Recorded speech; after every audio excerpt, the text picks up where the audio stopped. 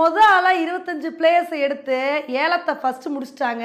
இப்போ இதனால சிஎஸ்கேவோட பிளேயிங் 11 எப்படி இருக்கும், சிஎஸ்கேவோட ஸ்ட்ரென்த் என்ன, வீக்னஸ் என்ன, இந்த ஒரு கேள்வி தாங்க சிஎஸ்கே ஃபேன்ஸ் மனசில் ஓடிக்கிட்டு இருக்கு. இன்னைக்கு நம்ம வீடியோவில் இதை பற்றி தான் வந்து பார்க்க போகிறோம். இப்போ கான்வேவை திரும்ப எடுத்தனால சிஎஸ்கேவோட ஓப்பனர்ஸ் கிட்ட கவலையே இல்லைங்க.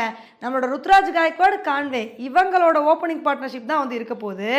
அதுக்கப்புறம் ஒன் டவுனில் நம்ம ராகுல் திரிபாத்தியை வந்து எடுத்திருக்கனால இவர் களமிறங்க வாய்ப்பு இருக்குது. ஏன்னா இவர் ஒன் டவுனில் களமிறங்கி நல்ல ஒரு ஆங்கரிங் இன்னிங்ஸ் கொடுக்கக்கூடிய பிளேயரு. அதனால் இவரை வந்து ஒன் டவுனில் களமிறக்கலாம். அதுக்கப்புறம் நம்மளோட சிவம் துபே வந்து இறக்கி விடலாம். அதுக்கப்புறம் வந்து ஆல்ரவுண்டர்ஸான தீபக் ஹூடா, சாம் கரன் இவங்க 2 பேர் களமிறங்கலாம். அதுக்கப்புறம் நம்மளோட பேட்டிங் ஆர்டர் எப்படி இருக்கும்னு பார்த்தீங்கன்னா ஜடேஜா, தோனி, அஸ்வின் இது மாதிரி நம்மளோட பேட்டிங் ஆர்டர் வந்து இருக்குங்க. அதுக்கப்புறம் பவுலர்ஸ் எடுத்துக்கிட்டோம் அப்படின்னா பத்திரனா, நூர் அகமது, கலீல் அகமது.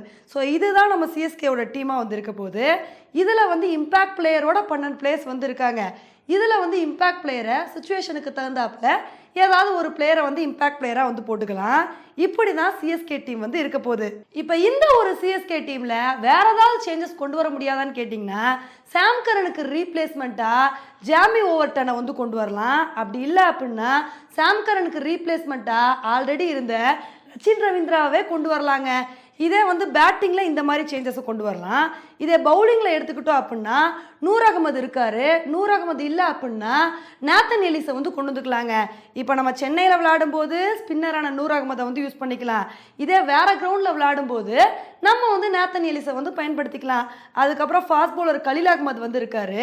இவரையும் நம்ம வந்து யூஸ் பண்ணிக்கலாம். அப்படி இல்லை அப்படின்னா குர்ஜப்னீத் சிங்கையும் இல்லை அன்சோல் கேம்பேஜ் இவங்க 2 பேரை யாராவது ஒருத்தரை வந்து யூஸ் பண்ணிக்கலாம். இது தாங்க இப்போ சிஎஸ்கேவோட ஸ்குவாடாக வந்திருக்கு. இந்த ஸ்குவாடை ஓவராலாக பார்க்கும்போது ஆன் பேப்பரில் உண்மையிலே ஸ்ட்ராங்கான ஸ்குவாடாக, பேலன்சிங்கான ஸ்குவாடாக தான் சிஎஸ்கேவோட ஸ்குவாடு வந்து இருக்குங்க. ஏன்னா நம்ம பேட்டிங்கை எடுத்துக்கிட்டோம் அப்படின்னா 9 பேட்ஸ்மேன்ஸ் வரைக்கும் இருக்காங்க. கவலையே இல்லை, விக்கெட்டே போனாலும் நம்ம பாட்டுக்கு ஜாலியாக நின்று விளாடலாம். அந்த அளவுக்கு பேட்டிங் ஆர்டர் ரொம்ப சூப்பராக வந்திருக்கு. பவுலிங்லேயும் நம்மக்கிட்ட ஸ்பின்னர்ஸும் இருக்காங்க. ரொம்ப அழகான ஸ்குவாடாக தான் இந்த சிஎஸ்கே ஸ்குவாட் வந்து இருக்கு. இப்போ இதை வந்து சொல்லும்போது என்னப்பா இந்த ஸ்குவாடில் பிரச்சனையே இல்லையா அப்படின்னு நீங்கள் கேட்கலாம். இந்த ஸ்குவாட்லையும் ஒரு சில பிரச்சனைகள் இருக்குங்க. அது என்ன பிரச்சனை அப்படின்னு தானே கேட்குறீங்க. வேற என்ன, மிடில் ஆர்டரில் ஏதாவது ஒரு பவர் ஹிட்டர் இருந்திருந்தாங்க அப்படின்னா ரொம்ப நல்லா இருந்திருக்குங்க. ஸ்டார்டிங்கில் விக்கெட் போயிடுச்சு, நல்லா அடித்து ஆடக்கூடிய பேட்ஸ்மேன் வேணும் அப்படின்னா அந்த மாதிரி ஒரு பேட்ஸ்மேன் தான் சிஎஸ்கே கிட்ட இல்லை. இந்த இடத்துல தான் சிஎஸ்கே என்ன தப்பு பண்ணிட்டாங்க அப்படின்னா மார்க்ரமு, மேக்ஸ்வெல்லு இது மாதிரி ஒரு அதிரடியான பேட்ஸ்மேனை வந்து எடுத்துருக்கலாம்.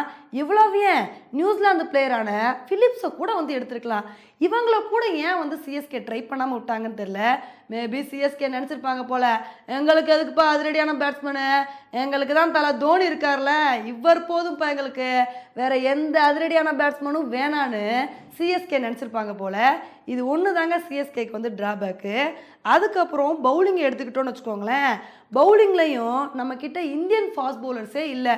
முழுக்க முழுக்க நம்ம பத்திரனாவை நம்பி இருக்க வேண்டிய சுச்சுவேஷன் தான் வந்து இருக்கு. பத்திரனா இந்த சீசன் ஃபுல்லாக விளையாண்டுட்டார்னு வச்சுக்கோங்களேன், நமக்கு எந்த பிரச்சனையும் இல்லை. நம்மளோட பவுலிங் ரொம்ப சிறப்பாக வந்துருக்கும். பத்திரனா கூட அழகாக கலீல் அகமது வந்து சப்போர்ட் பண்ணிடுவார். ஒருவேளை போன சீசன் மாதிரி பத்திரனா பாதியிலே கலந்துக்கிட்டார்னு வச்சுக்கோங்களேன், அவ்வளோதாங்க, சிஎஸ்கேக்கு ரொம்ப சிரமமாக போயிடும்.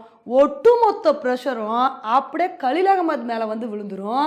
அவர் தான் எல்லாத்தையும் பண்ண வேண்டிய சுச்சுவேஷன் வந்துடும்.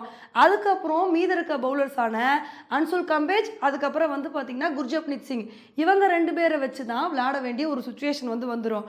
இவங்க 2 பேருமே அன்டெஸ்டட் பவுலர்ஸாக வந்திருக்காங்க.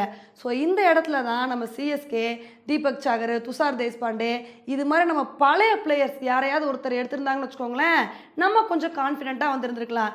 மேபி இவங்க 2 பேர் மேலேயும் சிஎஸ்கே நம்பிக்கை வச்சு எடுத்திருக்காங்க. இவங்க என்ன மாதிரி ஒரு பெர்ஃபார்மன்ஸை கொடுக்குறாங்க அப்படின்றத பொறுத்து வந்து பார்க்கலாம். ஓகே ஃப்ரெண்ட்ஸ், இதுதான் இப்போ சிஎஸ்கேவோட டீமாக வந்திருக்கு.